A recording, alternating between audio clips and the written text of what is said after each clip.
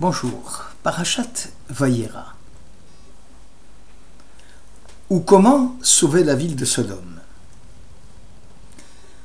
Dieu a montré la ville de Sodome, une ville pécheresse, pour tester justement Abraham, pour voir est-ce que l'homme de Dieu allait, par sa vertu, du midat ha-chesed, du bienfait, est-ce que, oui ou non, allait-il prendre la défense des pécheurs de Sodome et Gomorrhe? Est-ce qu'il va donner sa vie pour eux, pour les sauver? C'est le sujet qui va nous intéresser aujourd'hui. Le problème, c'est que le but cherché par la Bible n'est pas justement de nous raconter une histoire simple.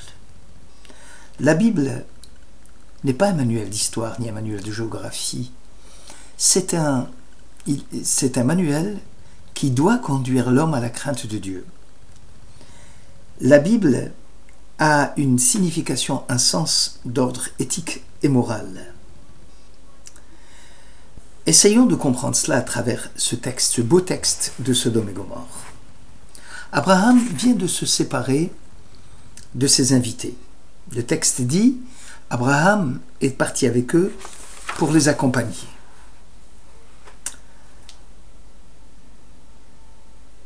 Il les voit, à travers son regard, se diriger vers Sodome et Gomorrhe. Dieu dit, est-ce que je pourrais cacher quelque chose à Abraham? Nous sommes bien sûr au chapitre 18, au verset 17.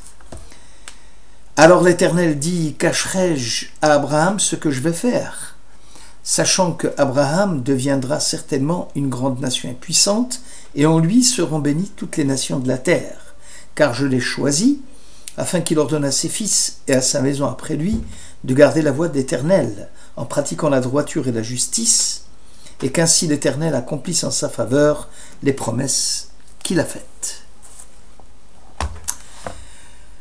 Ces versets ouvrent un nouveau regard sur l'exigence absolue que Dieu demande à son serviteur.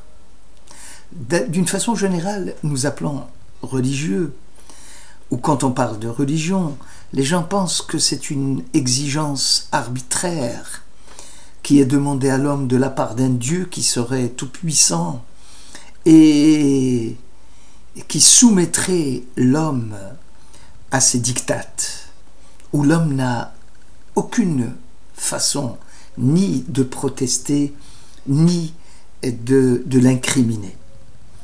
Comme s'il y avait une espèce d'incompréhension entre Dieu et l'homme. Cette vision, justement, le texte de Sodome et Gomorrhe vient l'infirmer. Ici, nous parlons de rapport entre deux partenaires, Dieu et l'homme. L'homme devient le partenaire de Dieu et Dieu ne peut rien faire sans demander l'avis du juste, parce qu'il s'agit d'une entreprise commune. Nos sages nous disent dans le Yalkut Shimoni, cela ressemble à un roi qui aurait donné en cadeau à son ami un jardin. Et de temps en temps, il vient lui dire, écoute, je t'en prie, j'ai vu qu'il y avait des branches qui dépassaient et qu'il y avait des arbres qui étaient morts, alors je te prie de les dégager de ce jardin. Ainsi l'Éternel fit savoir à Abraham que la ville de Sodome et Gomorrhe, dans le verset 24, il lui dit, et dans le verset 20, Dieu dit, le cri contre Sodome et Gomorrhe s'est accru, et leur péché est devenu énorme. C'est pourquoi je vais descendre et je vais voir s'ils ont agi entièrement selon le bruit venu jusqu'à moi, et si cela n'est pas le cas, je le saurai. Sodome n'aurait pas pu être détruite si le patriarche Abraham l'avait voulu. Parce qu'Abraham ne va pas accepter de voir la ville de Sodome et Gomorrhe remise à plat. Et Dieu, si j'ose m'exprimer ainsi, a besoin du conseil d'Abraham. Il place Abraham dans un piédestal élevé. C'est le pouvoir qu'a l'homme, que la Bible lui octroie. Un pouvoir d'ordre spirituel qui montre l'importance et la valeur que Dieu accorde à l'humain. Abraham, ici, dans son dialogue exceptionnel avec Dieu, montre qu'il y a quelque chose d'absurde. Abraham a lutté toute sa vie pour faire ancrer la vertu du bienfait dans le cœur des hommes. Et voilà que Sodome et Gomorrhe sont deux villes pécheresses, deux cités impies, où l'égoïsme froid et la cruauté et la barbarie avaient atteint des sommets. C'était donc l'antithèse d'Abraham, l'antithèse du Chesed. Et pourtant, voilà que l'occasion se présente pour Abraham de se débarrasser de cette plaie qu'était Sodome, du paysage de l'époque, puisque ces cités impies prenaient le contre-pied de ce qu'Abraham enseignait. Et puisque Dieu a décidé de les éliminer, Abraham, logiquement, devrait être heureux de ce développement. En réalité, il n'en est pas question. Abraham, au contraire, dont le cœur est rempli de compassion pour les humains, avec sa grandeur d'âme, et quand Dieu lui a montré le plan d'extermination des villes, c'était aussi de la part de Dieu pour amener son fidèle serviteur à adresser une prière chaude pour les sauver. Le Midrash Tanchuma dit, il a demandé à Abraham de leur trouver des circonstances atténuantes. Et ainsi, nous sommes dans une situation bizarre.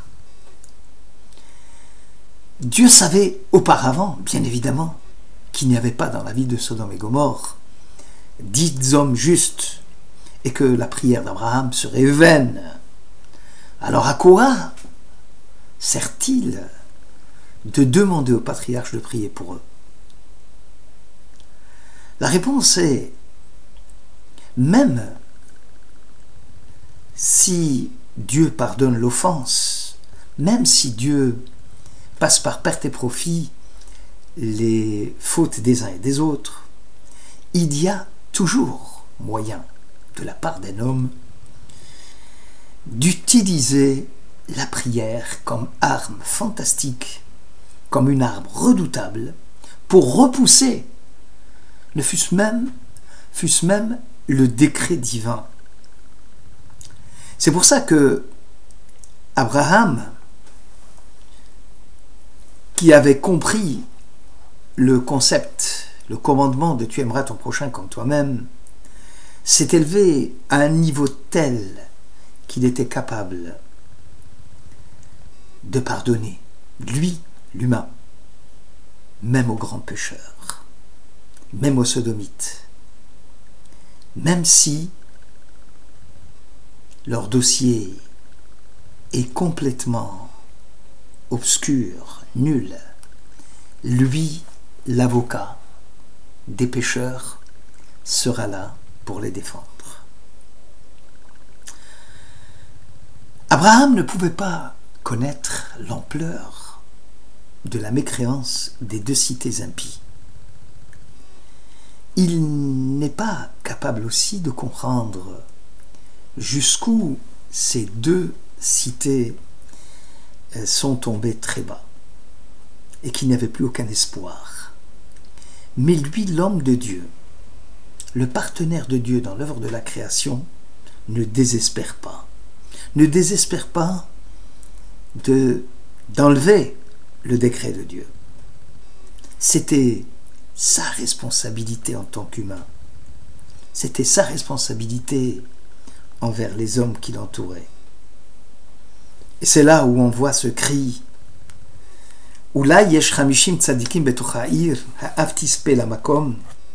Peut-être il y a 50 justes au milieu de la ville. Les feras-tu périr aussi? Et ne pardonneras-tu pas à la ville à cause de 50 justes qui sont au milieu d'elle? Or faire mourir le juste avec le méchant, en sorte qu'il en soit du juste comme du méchant, loin de toi, Éternel, cette manière d'agir, loin de toi, celui qui juge toute la terre, n'existera-t-il pas la justice? Quel cri de l'homme juste! Quelle révolte de l'homme révolté qui demande à Dieu de pardonner! Celui qui jette un coup d'œil sur cette prière d'Abraham, puisqu'il va arriver à marchander jusqu'à 10 justes pour que enfin Dieu puisse sauver la ville, chaque minute de prière pour la ville pécheresse apporte à Abraham un réconfort, une force supplémentaire dans la vertu du chesed. C'est un exercice qui est un exercice béni.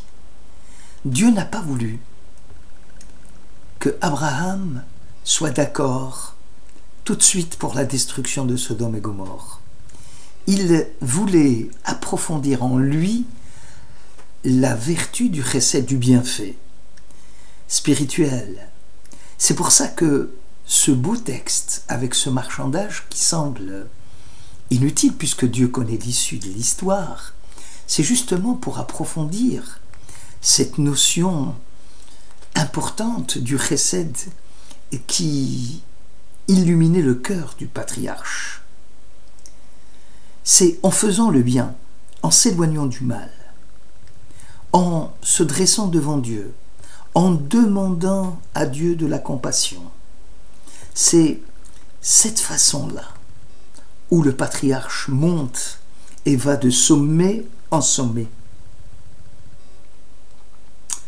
Rabbi Elazar dit, malgré cela, malgré notre analyse et malgré ces belles paroles, Abraham a failli quelque peu. Noach, n'en parlons pas, puisque Noé n'a rien fait. Noé ne reconnaissait pas la force de la prière et ne connaissait pas ou ignorait sa responsabilité en tant qu'élu de l'humanité à l'époque du déluge pour réclamer à Dieu d'enlever le décret du déluge. Il pensait qu'il n'avait pas devoir à agir. C'est pour ça qu'il est responsable du déluge, comme le dit le texte. Mais Noach, le déluge est appelé les eaux de Noé, parce que la responsabilité de Noé est engagée. Abraham, par contre, a fait une prière.